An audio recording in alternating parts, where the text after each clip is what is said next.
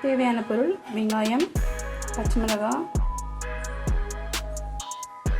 பட்டை, கிராம்பு, புதினா, கொத்தமல்லி வாஷ் பண்ணி எடுத்துக்கணும். 4 தக்காளி, நல்லா பழுத்த தக்காளியாக பார்த்து எடுத்துக்கலாம். இது வந்து தேங்காய் பால்.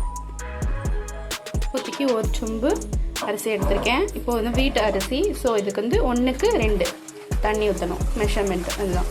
1 சொம்பு அரிசிக்கு 2 சொம்பு தண்ணி. வாங்க நம்ம வீடியோக்குள்ளே போகலாம். தேங்காய் பால் சாதம் ரெடி பண்ணலாம். Okay, hi guys. இப்போ நம்ம ஸ்டவ் ஆன் பண்ணி குக்கரில் செய்ய போகிறதுனால குக்கர் அடுப்பில் வச்சாச்சு. நல்ல குக்கர் சூடாயிடுச்சு. இப்போது 4 கப் ரைஸ்க்கு 1 கப் ஆயில்.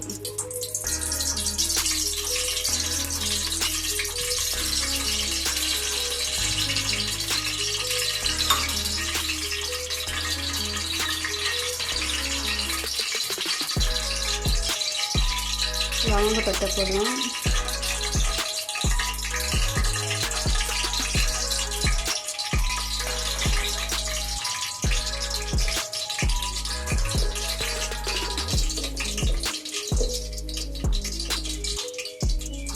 ஏழு பச்சை மிளகாய். இப்போ ஆனியன் வெங்காயம் நல்லா வதக்கணும். நல்லா ரோஸ்ட் ஆகிற வரைக்கும் வெங்காயம் வதக்கணும்.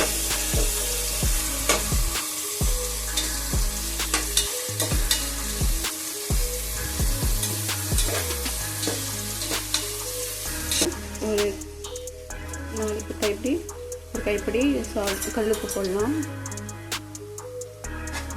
கல்லுப்பு போட்டோன்னா அந்த ஆயிலில் அப்சர்வ் பண்ணி நல்லா ரோஸ்ட் ஆகிடும். நல்லா வதங்கணும். தெரியுதுங்களா?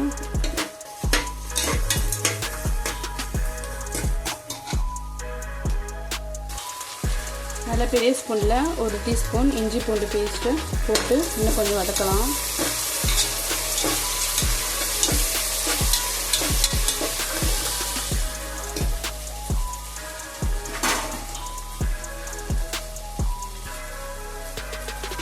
புதினா கொத்தமல்லி கொஞ்சம் போடணும்.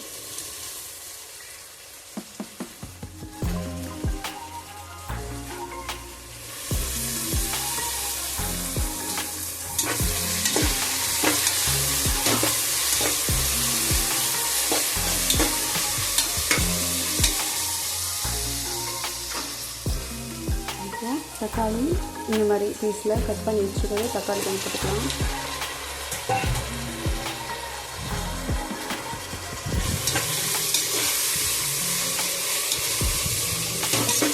தக்காளி ரொம்ப குழையாமல் இருக்கணும். ஸோ அதெல்லாம் கொஞ்சம் டேஸ்ட்டு கொடுக்கும். ரொம்ப குழஞ்சிட்டானா கொஞ்சம் புளிப்பு மாதிரி புளிச்சிடும். ஸோ நான் 4 கப்பு அரிசிக்கு 1 கப்பு எண்ணெய் எடுத்திருக்கேன். 4 கப் மீன்ஸ் எனக்கு இந்த ஒரு பெரிய சொம்பில் வரும்.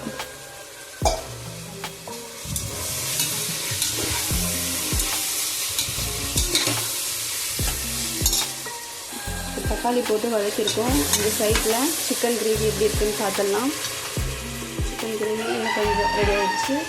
ஸோ இன்னொரு வீடியோவில் சிக்கன் கிரேவி எப்படி செய்கிறதுன்னு சொல்லிட்டு அதில் அப்லோட் பண்ணுறேன். இப்போது தக்காளி சாதம், இப்போ தேங்காய் சாதம்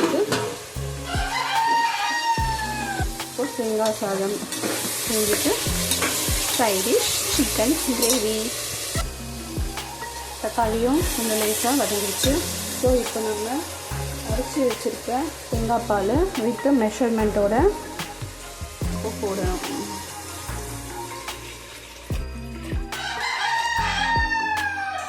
குக்கர்னால தண்ணி எப்பவுமே 1க்கு 2 தான் இருக்கணும். வீட்டு அரிசின்றனால 1 கப் ரைஸ்க்கு ஒரு 2 கப் தண்ணி இருக்கணும்.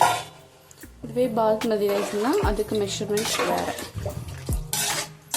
ரொம்ப ஈஸியாக இருக்கும். தேங்காய் பால் சாதம் குழந்தைங்களுக்கு ரொம்ப ஃபேவரட்டாகவும் இருக்கும். லன்ச் பாக்ஸ்க்கும் இப்போ ஸ்கூல் ஸ்டார்ட் பண்ண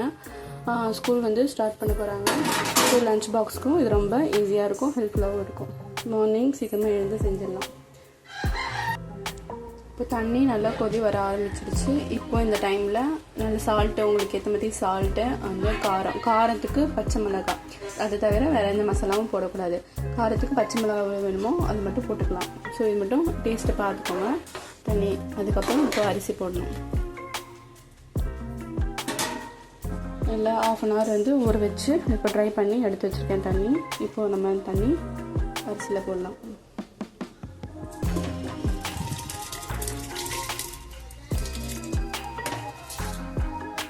நல்லா ட்ரை பண்ணி போடணும். நான் ஒரு கை பிடிச்சிட்டு போடுறதுனால அப்படியே போட்டுட்டேன் பாதி.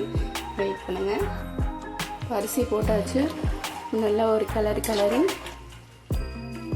சால்ட்டு காரம் நம்ம டேஸ்ட் பார்த்துட்டு இப்போ விசில் வச்சுக்க வேண்டியதான். இந்த வீட்டு அரிசின்றனால 1/2 hour வேறு ஊறி இருக்குது. ஸோ இதுக்கு வந்து மினிமம் 3 விசில் மட்டும் வச்சா போதும். அதுவும் இல்லை உங்களுக்கு ரொம்ப மறைச்சிக்கும் அப்படின்னு சொல்லி அரிசி ஊறலை அப்படின்னு சொல்லிட்டு நினச்சிங்கன்னா ஒரு 3 விசில் வச்சுட்டு ஒரு 5 minutes மட்டும் சிம்மில் வச்சு ஆஃப் பண்ணிட்டா போதும். தேங்காய் பால் சாதம் ரெடி ஆகிடும்.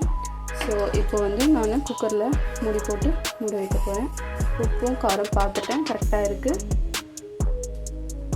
இப்போ குக்கரில் மூடி போட்டு 3 விசில் மட்டும் வச்சா போதும். இப்போது மூடி போட்டு 3 விசில் வைக்க போகிறோம். இப்போ விசில் வரப்போகுது. இப்போ 3 விசில் வந்துட்ட பிறகு ஸ்டவ் ஆஃப் பண்ணி ஒரு 5 minutes வெயிட் பண்ணி குக்கர் ஓப்பன் பண்ணி பார்த்தா தேங்காய் பால் சாதம் ரெடி ஆகிடும். இந்த வீடியோ உங்களுக்கு பிடிச்சிருந்ததுன்னா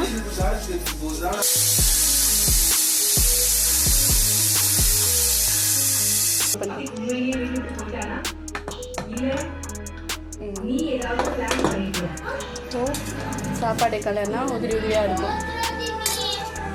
பாருங்கள், சூப்பராக இருக்குது. நீங்களும் ட்ரை பண்ணி பாருங்கள். நல்லாதுன்னா கமெண்ட் பண்ணுங்கள், லைக் பண்ணுங்கள், ஷேர் பண்ணுங்கள். மறக்காமல் நம்ம சேனலை சப்ஸ்கிரைப் பண்ணுங்கள். Thank you friends. பாய். நெக்ஸ்ட் வீடியோவில் பார்க்கலாம்.